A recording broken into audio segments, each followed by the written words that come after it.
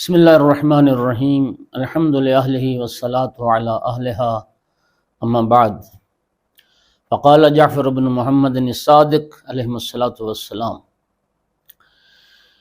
امام صادق علیہ الصلاۃ والسلام کی ایک حدیث مبارک ہے جس میں ہمارے لیے ایک موعظہ ہے، نصیحت ہے، یاد دہانی ہے، تذکر ہے۔ آقا ارشاد فرماتے ہیں کہ ثلاثۃ یشکون الی اللہ عز وجل یوم القیامہ۔ دیکھیے مومنین کرام، قیامت کا دن جہاں بہت ساری ہستیاں اور بہت ساری چیزیں مومن کے حق میں گواہی دیں گی، مومن کی شفاعت کریں گی، وہاں پر کچھ چیزیں امام علیہ السلام نے فرمایا کہ جو انسان کے خلاف گواہی دیں گی، انسان کی شکایت کریں گی، اللہ کی بارگاہ میں وہ شکوہ کریں گی، فریاد کریں گی، شکایت کریں گی، اور وہ چیزیں جب اللہ کی بارگاہ میں شکایت کریں گی اور جس کی شکایت کریں گی پھر اس کو کوئی پرسان حال نہ ہوگا۔ فرمایا تین چیزیں رب کی بارگاہ میں شکایت کریں گی۔ پہلی چیز المصحف قد وقع علیہ الغبار لا یقرأ فیہ، وہ صحیفہ، وہ نسخہ قرآن پاک جو گھر میں پڑا رہا، جس کو بند کر کے رکھ دیا گیا اور جس کو کھول کے کبھی کوئی تلاوت نہیں کرتا، جس کی تلاوت نہیں ہوتی، اور اس پر گرد و غبار جمع ہو گیا، گھٹا مٹی جمع ہو گیا۔ چھٹے امام نے فرمایا کہ وہ قرآن مجید کا نسخہ جس پہ گرد و غبار جمع ہو گیا، وہ قیامت کے دن اللہ کی بارگاہ میں شکایت کرے گا۔ قرآن مجید، قرآن کا معنی یہ ہے کہ سب سے زیادہ قرأت کی جانے والی کتاب۔ یہ گھر میں رکھنے کے لیے یا الماری کی زینت بنانے کے لیے نہیں ہے، یہ تو تلاوت کے لیے ہے۔ اور قرآن کا معنی یہ جس کی زیادہ سے زیادہ قرأت کی جائے۔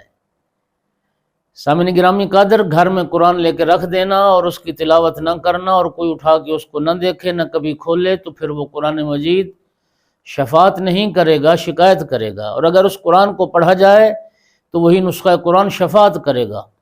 اور نبی کریم صلی اللہ علیہ وآلہ وسلم نے یہ بتایا کہ قرآن شافع مشفع، ایک ایسا شفاعت کرنے والے کہ جس کی شفاعت اللہ رب العزت رد نہیں کرے گا۔ اللہ ہمیں توفیق دے کہ قرآن ہمارا شافع بنے، ہماری شکایت رب کی بارگاہ میں نہ کرے۔ دوسری چیز فرمائے مسجد خراب لا یصلی فی اہلہ، وہ برباد مسجد کہ جس مسجد میں کوئی نماز ادا نہیں کرتا، وہ مسجد بھی قیامت کے دن شکایت کرے گی۔ مسجد خراب سے مراد مسجد کی آبادی اور مسجد کی بربادی۔ اس حدیث کی روشنی میں جس مسجد میں نماز پڑھی جائے، چاہے وہ کچی مسجد ہو، چاہے وہ آسائش اور سہولیات اس میں نہ ہوں، وہ آباد مسجد ہے۔ اور ایک مسجد جس میں سہولتیں تو سب موجود ہیں، گرمیوں میں ایئر کنڈیشن لگے ہیں اور سردیوں میں گیزر اور گرم پانی کا انتظام ہے اور عمدہ قالین بچھے ہیں، لیکن اس مسجد میں کوئی نماز ادا نہیں کرتا، تو وہ حدیث کی روشنی میں برباد مسجد ہے، مسجد خراب ہے، اور وہ مسجد بھی قیامت کے دن اللہ کی شکایت کرے گی۔ اللہ تعالی ہمیں مسجدوں کو آباد کرنے کی توفیق عطا فرمائے۔ جس مومن کے لیے میسر ہو، اس کے قرب و جوار میں کوئی مسجد ہو جس میں جانا اس کے ممکن ہو، تو اپنی ہر نماز کوشش کرے وہ مسجد میں پڑھے، چونکہ حدیث ہے کہ لا صلاۃ لجار المسجد الا فی المسجد، مسجد کے ہمسائے کے لیے نماز مسجد میں ہی ہوتی ہے۔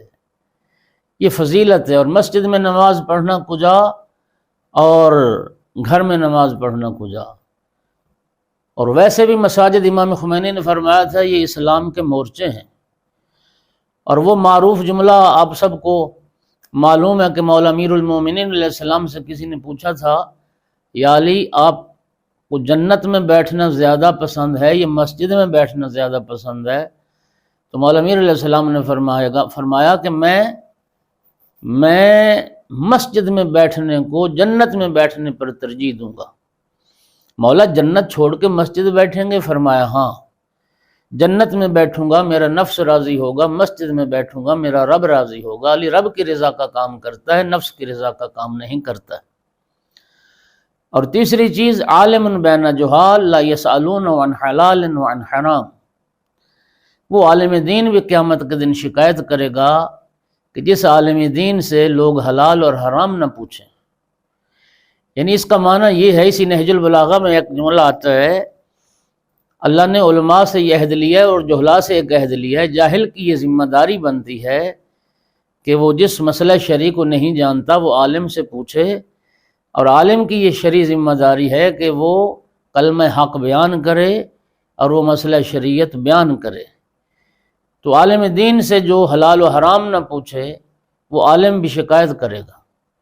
اور آج خدا معاف کرے جس دور سے ہم گزر رہے ہیں، علماء سے دنیا دور ہو گئی ہے، علماء کی طرف رجوع کم ہو گیا ہے، اور غیر عالم لوگ اور غیر ذمہ دار لوگ وہ اس وقت مسلط ہیں، اور انہی کی طرف رجوع بھی لوگوں کا زیادہ ہے، جبکہ ائمہ نے ہمیں علماء کی طرف رجوع کرنے کا حکم دیا ہے۔ اللہ رب العزت امام علیہ السلام کے اس فرمان پر عمل پیرا ہونے کی توفیق عطا فرمائے۔ وآخر دعوانا ان الحمد للہ رب العالمین۔